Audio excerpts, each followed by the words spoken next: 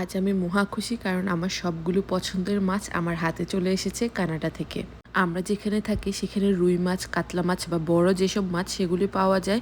এর সঙ্গে ইলিশ মাছ থাকে, তবে এগুলির এত বেশি দাম, সবসময় তো খাওয়া সম্ভব নয়। ইলিশ মাছ আমাদের সবচেয়ে বেশি পছন্দের, কিন্তু দাম অনুপাতে প্রত্যেক দিন খাওয়া সম্ভব নয়।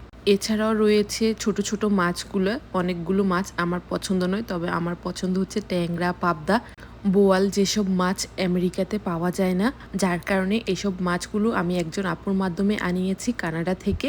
আর যেভাবে বক্সে মাছগুলো দেখতে পাচ্ছেন না, সেভাবেই কিন্তু আনা হয়েছে। এখানে কোনো ধরনের আইস বক্স ব্যবহার করা হয়নি।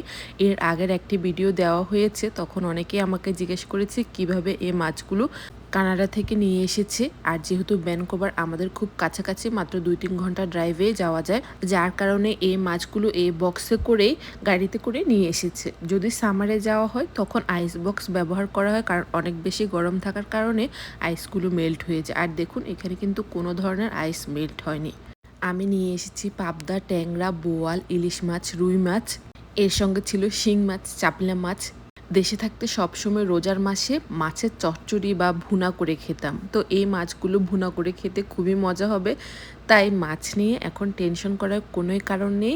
সব মজার মজার মাছ রোজার মাসে আমি খেতে পারবো আলহামদুলিল্লাহ। এর জন্য আমি আজকে মহা খুশি। আর অসংখ্য ধন্যবাদ জানাতে চাই সেই আপু ভাইয়াকে যারা আমার জন্য মাছগুলো কানাডা থেকে নিয়ে এসেছে, কারণ ওনারা না আনলে আমি এত মজার মজার মাছগুলো খেতে পারতাম না।